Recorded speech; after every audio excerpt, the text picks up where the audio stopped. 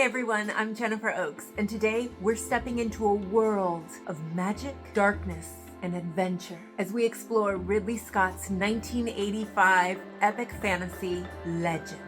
Starring the ever-dashing Tom Cruise and an interesting performance by Tim Curry as the dark and sinister darkness character. This film is a visual spectacle that has captivated audiences for decades. But does its enchanting allure hold up against the test of time?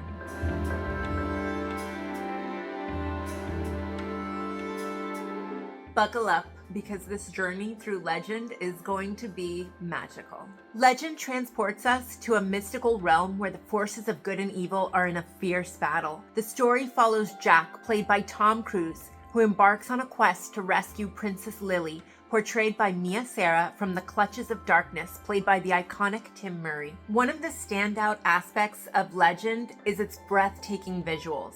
Ridley Scott's direction brings to life an enchanting world filled with lush forests, magical creatures, and stunning set pieces. For 1985, the attention to detail is pretty remarkable, and it makes it a treat for the eyes. Some interesting facts. To maintain control over the environment, a massive artificial forest was built on the 007 set at Pinewood Studios. This allowed for consistent lighting and weather conditions, enhancing the film's visual coherence. The production team filled every available space with props and vegetation, ensuring that no part of the set felt empty. This meticulous attention to detail contributed to the film's immersive fantasy atmosphere. The film's production designer, and forgive me for mispronouncing his name, but I think it's Asheton Gorton, or else it's Asheton Gorton. If anybody knows, please comment below the correct pronunciation. I didn't take the time to Google it and look it up, so let me know if you know how to pronounce his name in the comments below. But he created over 411 storyboards to visualize the richly detailed world, highlighting the commitment to crafting a believable fantasy setting. Legend is celebrated as one of the last great pre-CGI films, relying heavily on practical effects and makeup by Rob Bottin, which added a tangible quality to its fantastical elements. The set design reflects thematic elements, with different areas reflecting various states of existence. Lush forests symbolizing paradise and dark. Frozen woods depict despair. These aspects of set design not only enhanced the visual storytelling, but also contributed significantly to the film's lasting legacy in fantasy cinema. And I can speak personally, when it comes to the set design, I kept getting all these visuals of different movies that I had seen throughout the last 20 years or so. Very epic, very fantastical. And I'm just like, oh wait, I recognize this reminds me of Lord of the Rings. This reminds me of this other movie. This reminds me of that movie. And I can't help but feel like Ridley Scott inspired other directors with what was possible. And I just really feel like a lot of directors have really taken from this film, because I find it so amazing that I've never seen this film in my entire life. And yet, on the other hand, I felt like I have. I'm like, wait a minute, that's from this movie. That's from this movie. So very interesting. If you do decide to watch this, definitely look at it as a historical film and try to see how it has influenced cinema culture, or just movies in general, or other directors. That was what was so interesting about this movie to me personally. Let's talk about the characters. While Tom Cruise is very charming and Sara is, her little cutesy self in this film, the characters are somewhat underdeveloped. We don't get to know them deeply, so we don't get to truly invest in their journey, in my opinion.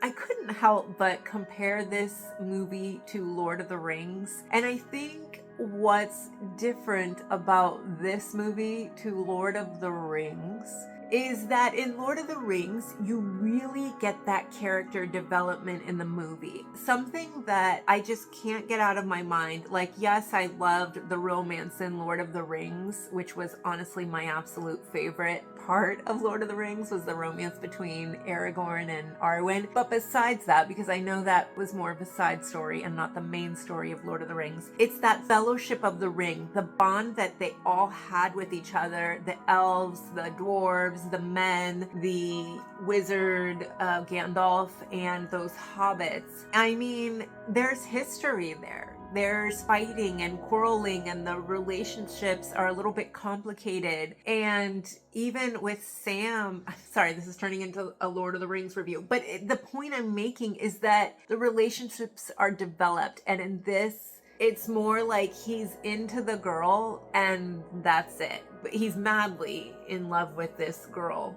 in this movie. And I'm giving away spoilers, but there's not a good explanation. Like, where is that emotional connection? Is it all just physical because she's the only girl in the woods? Because that's how it feels. Like, why does he... Anyway, he's willing to die for her, so that's nice. But I just don't get it, I guess. So Tom Cruise's character is a very pure-hearted, innocent forest dweller. Ridley Scott cast Tom Cruise because he had just starred in Risky Business. His Hollywood star was shooting up. If you go reading around online, you'll see that Ridley Scott really wanted to contrast Tim Curry's character with Tom Cruise's character, that light and darkness, and Tom Cruise had this youthful exuberance going for him that I think kind of works well in the film. Tom Cruise has made a lot of fun action movies, and Ridley Scott, you know, he's known for making these big epic films, and so we don't ever really see them work together outside of this film. I just was shocked when I learned that Tom Cruise had even worked with Ridley Scott. So this is kind of an interesting story because of that. Despite its eventual box office failure, this film has gained a cult following, showcasing the potential of Tom Cruise's performance in a fantastical setting. So now let's talk about Sara getting cast in Legend. So I had read that Ridley Scott had been impressed by Sara's theatrical instincts. Ridley Scott believed her performance would bring depth to the character of Princess Lily, who embodies both innocence and complexity in the film's narrative. At the time, Sara was an emerging talent, and starring in Legend really gave her an opportunity to share her abilities and talents with the world. Sara's role in Legend helped pave the way for future roles, especially in Ferris Bueller's Day Off, which solidified her as a leading actress in films. Also, to help enhance the film's emotional stakes, they were cast together, Tom Cruise and Sara, because of the emotional connection or the chemistry that they seemed to have on film together. Which, did I really feel that chemistry? It felt very physical to me. I didn't quite see the depth, and I didn't know that it was super believable. It was almost like a sense of duty is how it felt to me, if I'm being honest. I was just really frustrated with the way the character of Tom Cruise brings her to these magical unicorns. He's just not even thinking. I don't know. I guess he's trying to make her happy, but I just felt like he wasn't protective of her enough because he allows her to become tempted by evil and danger. And I just felt like, what is he thinking? A good guy's supposed to protect a woman from evil and danger of any and all types. Or he's supposed to at least do his best, and he just failed epically to me. I was just... Comment below if you guys have any thoughts and feelings about the chemistry and the romance and the love story in general. If you've seen the movie of Legend, do you have any grievances? Were you thinking it was perfect? Am I in the wrong? Comment below. You can tell me you think I'm wrong. It's fine. Movies are opinions, you know. One performance that truly stands out is Tim Curry's performance as Darkness. His performance is both menacing and campy, adding an unforgettable layer to the film. He embodies evil in a very theatrical way, and you don't forget about him. But for me, he was just super creepy. He is ugly, and I grew up in a home where you're not supposed to be watching demonic, evil, devil characters. Like, this movie would have been turned off immediately. And I'm honestly only watching this as more of historical, like cinematic history is the reason that I'm watching this. I didn't actually watch this film for my own viewing pleasure or enjoyment. Some of you guys had requested that I review it. So I'm trying to be nice to the film, but it just wasn't my cup of tea, with the exception of, it has some great talent. I can't deny the talent of Tom Cruise or Tim Curry, because I have loved Tim Curry in other films. Like, he also plays a bit of a villain in the Home Alone Lost in New York movie, and I just can't even hardly believe that this is Tim Curry, because he's so dark, as his name is, Darkness.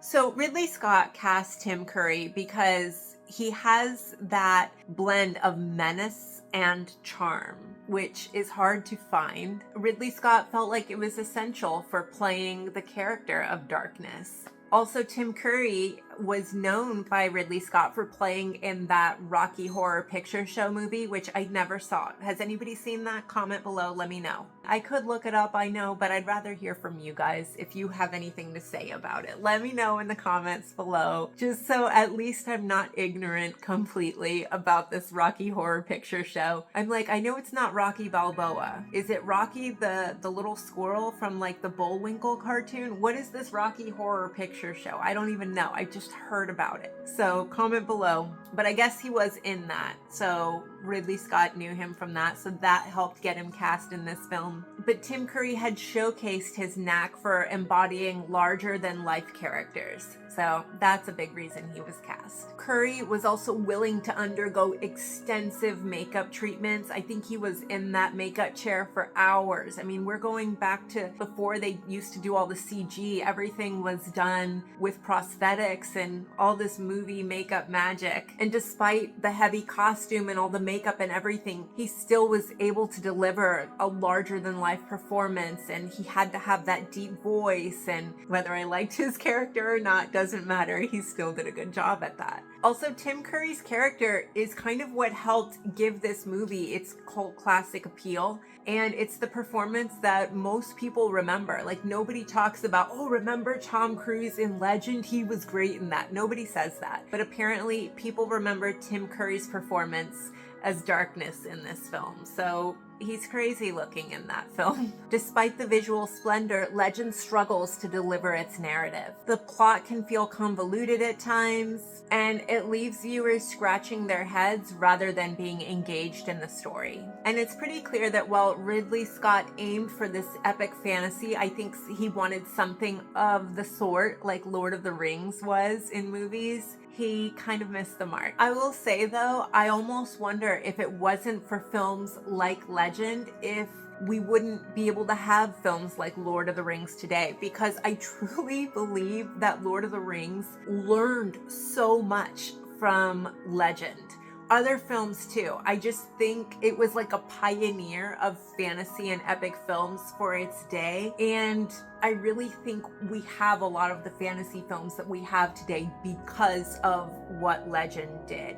And even the things that Legend failed to do right, I think people were able to study that and be like, okay, well, how or why, where did Legend fall short? And how do we not make that mistake in the future? What needs to be done? And I think that filmmakers in the future were really good about figuring that out, because there's been a lot of other cool epic fantasy films. Comment below, let me know your thoughts on that. In conclusion, Legend is one of those films that leaves audiences divided. Its stunning visuals and Tim Curry's performance are undeniable strengths, but the weak plot and character development really hold it back from being one of those great classics. Comment below, let me know your thoughts on that. If you're a huge fan of Ridley Scott, which I thought I was a huge fan of Ridley Scott, you might want to see this film just for that fact alone, but be prepared that you may be a little disappointed. But at the same time, I feel like you don't get to be Ridley Scott unless you've made some mistakes, because you have to